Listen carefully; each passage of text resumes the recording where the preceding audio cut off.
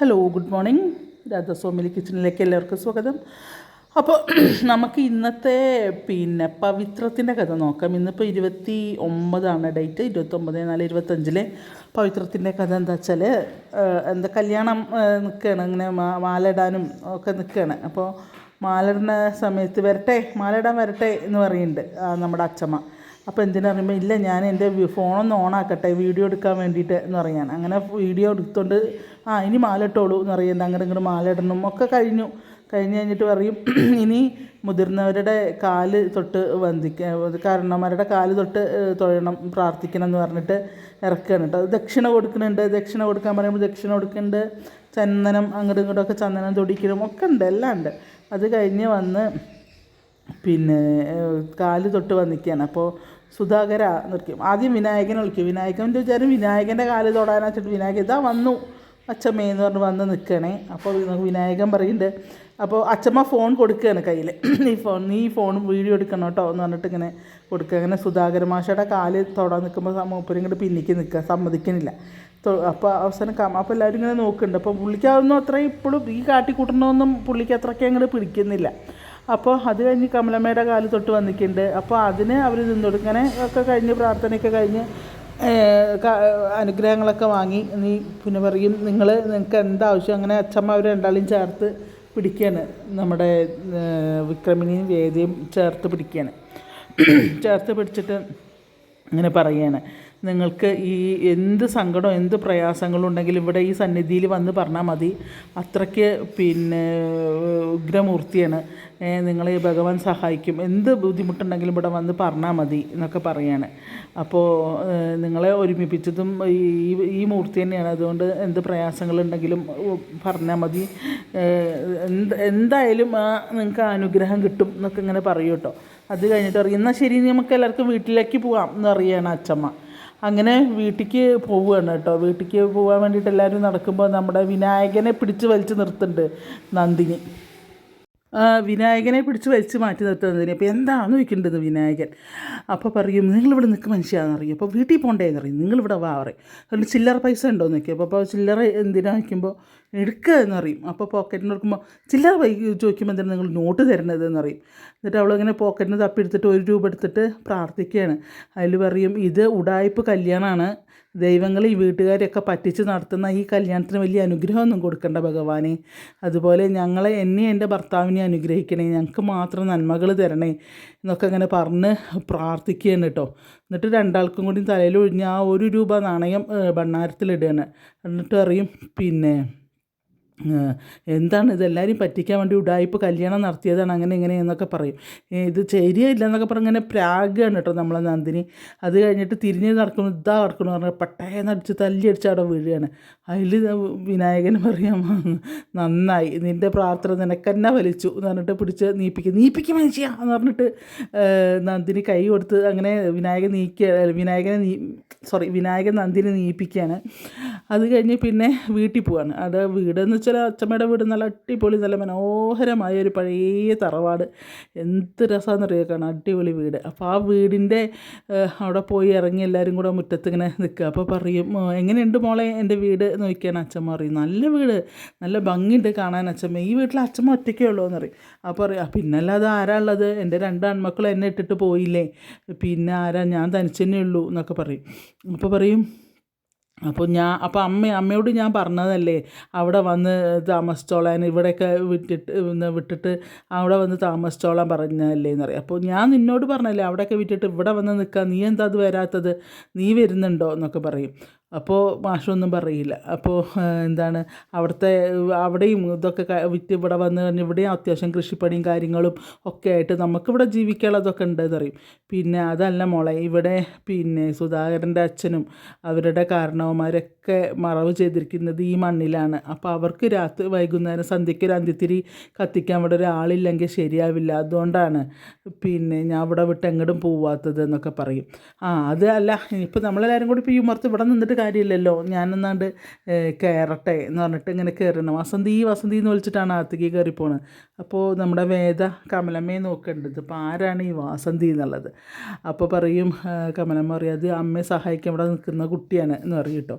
അപ്പോൾ പറയും വാസന്തി പറഞ്ഞിട്ട്. അപ്പോൾ എന്നിട്ട് അച്ഛമ്മ അങ്ങനെ തിരിഞ്ഞിട്ട് നോക്കിയിട്ട് പറയും അല്ല നിങ്ങളെന്തിനാ അവിടെ വന്ന് നിൽക്കുന്നത്, പുതുപെണ്ണും ചെക്കനും അല്ലേ നിൽക്കേണ്ടത്, നിങ്ങൾ പെണ്ണുങ്ങളൊക്കെ ഇങ്ങോട്ട് കയറിപ്പോരെ, ആണുങ്ങളൊക്കെ അവിടെ നിൽക്കട്ടെ എന്ന് പറയുന്നത്. അങ്ങനെ ഇങ്ങോട്ട് അകത്തേക്ക് കയറിപ്പോരുകയാണ്. കമലമ്മയും നന്ദിനിയും ശ്രീജിയും ഒക്കെ കൂടെ അകത്തേക്ക് കയറിപ്പോരുകയാണ് കേട്ടോ. പിന്നെ അകത്ത് പോയിട്ട് കമലമ്മ നിലവിളക്ക് കൊടുക്കുന്നുണ്ട്, അച്ചമ്മ ആരതി തട്ടുമെടുത്തോട്ട് വരുന്നുണ്ട് കേട്ടോ. അപ്പോൾ ശ്രീജിയും നന്ദിനി അവിടെ നിൽക്കുന്നുണ്ട്. അപ്പോൾ പറയും നന്ദിനി എന്ന് വിളിക്കും. അപ്പോൾ ആ അച്ചമ്മേ എന്നിട്ട് ഇങ്ങനെ വേഗം മുന്നിൽ വരും. നീ ഒരു കാര്യം ചെയ്യുക, ആ വേദയുടെ കാല് കഴുകിയിട്ട് അകത്തേക്ക് കയറ്റ് എന്ന് പറയും. വേദയുടെ കാലം ഞാൻ കഴുകാനോ? അത് ശരിയാവില്ല എന്നറിയാം. അപ്പോൾ അറിയാം എന്താ അത് ശരിയാവാത്തത്, അത് ശരിയാവും, നീ പോയിട്ട് വേദയുടെ കാല് കഴുകി കൊടുക്കുക. അങ്ങനെ ഒരു ചടങ്ങൊന്നുമില്ല, സാധാരണ ചെറുക്കൻ പെണ്ണിൻ്റെ വീട്ടിലേക്ക് ചെല്ലുമ്പോഴാണ് കാല് കഴുകിക്കുക അറിയാം. അത് അവിടെ, ഇത് ഇവിടെ, ഇത് നമ്മുടെ വീട്ടിൽ നമ്മുടെ ഇളയ മരുമകൾ കയറി വരുമ്പോൾ രണ്ടാമത്തെ മരുമകൾ തന്നെയാണ് അത് ചെയ്തു കൊടുക്കേണ്ടത്, അതിന് മാറ്റമൊന്നും വേണ്ട, നീ പോയി കാല് കഴുക് എന്നറിയട്ടോ. അപ്പോൾ എന്നറിയാം. അപ്പോൾ നമ്മുടെ വിനായകൻ നിനക്കതന്നെ മനസ്സിൽ പറയും, നിനക്കതന്നെ കിട്ടണം, കുറച്ച് പൈസ ഇട്ടിട്ട് പിന്നെ ഭണ്ണാരത്തിലിട്ട് നിനക്കതന്നെ കിട്ടണം എന്നിങ്ങനെ എന്തോ മനസ്സ് പറയുന്നുണ്ട് കേട്ടോ. അവസാനം അപ്പോൾ പറയും ഏടത്തി എന്ന് പെട്ടെന്ന് സമയം കളയേണ്ട, ഏടത്തി പെട്ടെന്ന് കാല് കഴുകുക എന്ന് പറഞ്ഞിട്ട് നമ്മുടെ വേദ ചെരുപ്പൂരി അവിടെ ഇട്ടിട്ട് വേഗം റെഡി ചെയ്ത് നിൽക്കുകയാണ് കാല് കഴുകാൻ. അപ്പോൾ എന്ന് പറഞ്ഞിട്ട് വന്നിട്ട് പിന്നെ വേഗം കിണ്ടി എടുത്ത് വന്ന് കാലിൽ വെള്ളം ഒഴിച്ച് കഴുകുന്നുണ്ട്. നമ്മുടെ വേദനയൊക്കെ കാല് നല്ല അസലായിട്ട് കാല് മുരച്ച് കഴുകിയിട്ടാണ് അകത്തേക്ക് കയറുന്നത് കേട്ടോ. അതിൽ പിന്നെ അത് കഴിഞ്ഞ് വേദന കയ്യിലൊരു ബാഗ് ഉണ്ട്. അപ്പോൾ ബാഗ് അവളെ കൈ കൊടുക്കുകയാണ്, നന്ദിനിൻ്റെ ഇത് പിടിച്ചോ എന്ന് പറഞ്ഞിട്ട് കൊടുക്കുകയാണ്. മനല്ല മനസ്സോടെ പിന്നെ വാങ്ങി പിടിക്കുന്നുണ്ട്. അങ്ങനെ കമലമ്മ വന്ന് നിലവിളക്ക് കൊടുത്ത് നമ്മുടെ വേദ അകത്തേക്ക് കയറ്റിക്കൊണ്ട് പോകുന്നതാണ് കേട്ടോ. അപ്പോൾ വലതുകാല് വെച്ച് കയറിക്കോളൂ മോളെ പറഞ്ഞിട്ട് അങ്ങനെ വലതുകാല് വെച്ച് കയറി വരുന്നുണ്ട്.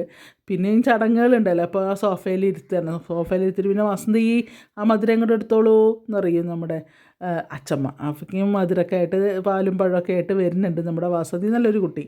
അപ്പോൾ വന്നിട്ട് ആദ്യം അച്ചമ്മയാണ് രണ്ടാൾക്കും പാലും പഴവും കൊടുക്കുന്നത്. അത് കഴിഞ്ഞിട്ട് സുധാകര ഇനി നീ കൊടുക്കുക എന്നറിയാം. അപ്പോൾ സുധാകര മാഷിങ്ങനെ പക്ഷേ അതൊക്കെ വേണോ മേറിയും വേണം, അതൊക്കെ ചടങ്ങിൻ്റെ ഭാഗമാണ്, ഇതൊക്കെ വേണം കൊടുക്കുക എന്നറിയും.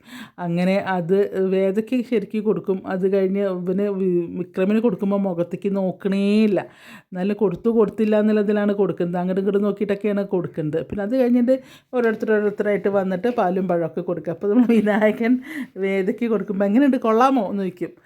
അപ്പോൾ അറിയാം എന്നറിയാം, എന്നാൽ കഴിച്ചോ എന്ന് പറഞ്ഞിട്ട് ഇങ്ങനെ എല്ലാവർക്കും ഇങ്ങനെ വേദയ്ക്കും വിക്രമനും പാലും പഴവും ഒക്കെ കൊടുക്കുന്നതാണ്. പിന്നെ അത് കഴിഞ്ഞപ്പോൾ പിന്നെ നമ്മളെ മാഷ്ക്ക് ഇതൊന്നും ഇഷ്ടപ്പെടുന്നില്ല കേട്ടോ. മാഷ് ഇങ്ങനെ അവിടെ പറമ്പിൽ പോയി നിൽക്കുകയാണ്. അപ്പോൾ കമല ചെല്ലുമ്പോൾ പറയും പിന്നെ നിങ്ങളെന്താ അവിടെ നിൽക്കുന്നത്, അങ്ങോട്ട് വരുന്നില്ലേക്കുമ്പോൾ എനിക്കിതൊന്നും കണ്ടിട്ട് സഹിക്കുന്നില്ല കമലേ, കാരണം എന്തിനാണ് ഇങ്ങനത്തെ ഓരോരോ ഇത്. അമ്മ പറയും നിങ്ങൾ അമ്മയെ എതിർക്കാത്തത് എന്താണെന്ന് എനിക്കറിയാം, അമ്മയോടുള്ള ഭയം കൊണ്ടാണ് അല്ലെങ്കിൽ അമ്മയോടുള്ള ബഹുമാനം കൊണ്ടാണെന്ന് എനിക്കറിയാം മാഷേ, പക്ഷേ പിന്നെ ഇതിനൊക്കെ നമ്മൾ നിന്നല്ലേ പറ്റുള്ളൂ.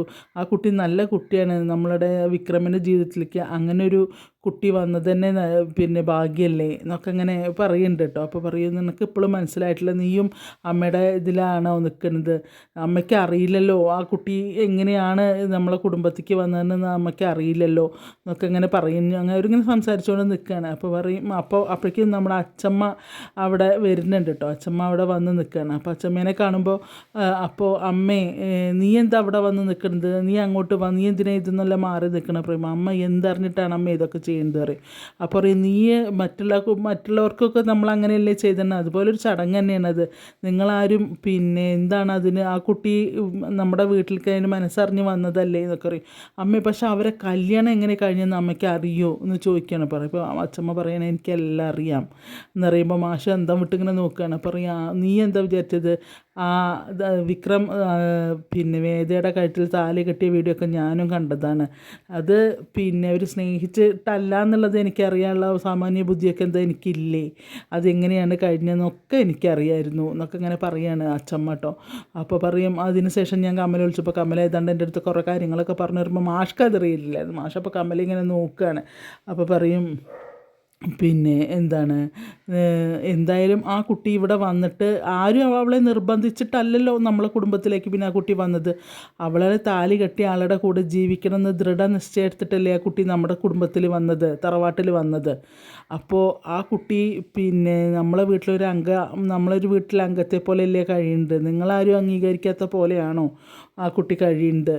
പിന്നെ ആ വിക്രമാണ് അവളുടെ ജീവിതത്തിലുള്ളതെന്ന് പിന്നെ ആ കുട്ടിക്ക് അറിയാമെന്നറിയാം. അപ്പോൾ പറയും ആ കുട്ടി പഠിച്ചൊരു കുട്ടിയാണ് അമ്മേ, ആ കുട്ടിയുടെ ജീവിതത്തിൽ ഇങ്ങനെ വിക്രമിനെ പോലൊരാളല്ല വേണ്ടത് എന്നറിയും. ആ കുട്ടി പഠിച്ച കുട്ടിയാണ്, ആ കുട്ടിയുടെ ജീവിതം തിരഞ്ഞെടുത്തു അറിയും. ഇപ്പോൾ അമ്മ സംസാരിക്കുന്നത് പിന്നെ ഭഗവാനാണ് അവരെ ഒരുമിപ്പിച്ചത് അറിയുമ്പോൾ അപ്പോൾ മാഷ് പറയും അമ്മ ആ കുട്ടിയുടെ മുത്തശ്ശിയും അവളും ചിന്തിക്കും പോലെയാണ് ചിന്തിക്കുന്നത് എന്ന് പറയും. അപ്പോൾ പറയും അതെ, അങ്ങനെ തന്നെയാണ് ചിന്തിക്കുന്നത്, പക്ഷെ അതാണതിൻ്റെ ശരി. അതിന് നമ്മൾ മാറ്റിയാൽ ഒരിക്കലും ഇനി മാറാൻ പോണില്ല. പിന്നെ അതുകൊണ്ട് നമ്മളത് അംഗീകരിക്കുക തന്നെയാണ് വേണ്ടത്. സുധാകരൻ ഇവിടെ വന്ന് മാറി നിൽക്കാതെ അങ്ങോട്ട് വാ എന്നൊക്കെ പറയും. നീ ഒന്നൊന്നും മാറി നിൽക്കരുത്. നീ കമലയെ കല്യാണം കഴിച്ചുകൊണ്ട് പോയപ്പോൾ നിൻ്റെ അച്ഛൻ അനുഭവിച്ച വേദന എത്രയാണെന്ന് എനിക്കറിയാം എന്നൊക്കെ പറയും. അപ്പോൾ മിണ്ടുന്നില്ല. കാരണം വിക്രം പിന്നെ എന്തിനാണ് വിക്രമിനോട് ഇത്ര വൈരാഗ്യം, നിനക്ക് എന്തിനാ ഇത്ര ദേഷ്യം എന്നൊക്കെ ചോദിക്കണം. അപ്പോൾ അവൻ മാഷ് പറയേണ്ട വൈരാഗ്യമോ, എനിക്ക് എൻ്റെ മക്കളോട് വൈരാഗ്യം ഉണ്ടാവുമോ? പിന്നെ ഞാൻ പിന്നെ എന്താണ് അവരോടുള്ള ഇഷ്ടം കൊണ്ടാണ്. പക്ഷേ ചില അച്ഛന്മാരങ്ങനെയാണ്, അവരോടുള്ള ദേഷ്യം ചിലപ്പോൾ ഇങ്ങനെ മിണ്ടാണ്ടൊക്കെ ആവും കാണിക്കുക. അത് പക്ഷേ മക്കൾ മനസ്സിലാക്കില്ല. തെറ്റിൽ നിന്ന് തെറ്റിലേക്ക് പിന്നെ അവർ പോയിക്കൊണ്ടിരിക്കുകയല്ലേ ചെയ്യണത് എന്നറിയും. അപ്പോൾ അച്ഛമ്മ കുറേ ഉപദേശങ്ങൾ ഇങ്ങനെ മാഷ്ക്ക് കൊടുക്കുന്നുണ്ട് കേട്ടോ. അപ്പോൾ മാഷക്ക് കൊടുക്കുക. അപ്പം പറയും നീ പോയ സമയത്തും അച്ഛൻ ഇതുപോലെയായിരുന്നു വിഷമമുണ്ടായിരുന്നത്. കാരണം കമലമ്മയെ സ്നേഹിച്ച് കല്യാണം കഴിച്ച് അങ്ങനെ വീട്ടിൽ നിന്ന് ഇറങ്ങിപ്പോയതാണ് മാഷ്. അപ്പോൾ എന്നാലും നിൻ്റെ ഒരു കാര്യങ്ങളും മാറ്റി നിർത്തിയിട്ടുണ്ടോ അച്ഛൻ? എല്ലാ കാര്യങ്ങളും അച്ഛൻ ഭംഗിയായി ചെയ്ത് തന്നിട്ടില്ലേ? അതുപോലെ നിനക്കും എന്തുകൊണ്ട് ഇത് ചെയ്തുകൂടാ എന്നൊക്കെ ഇങ്ങനെ ചോദിക്കുകയാണ്. അങ്ങോട്ട് നീ ഇവിടെ മാറി നിൽക്കാണ്ട് വീട്ടിലേക്ക് വാ എന്ന് പറയുകയാണ് കേട്ടോ. അങ്ങനെ അച്ഛമ്മ വിളിച്ചുകൊണ്ട് പോകുന്നുണ്ട്, നമ്മളുടെ സുധാകര മാഷെ വിളിച്ചും കൊണ്ട് പോകുന്നുണ്ട്.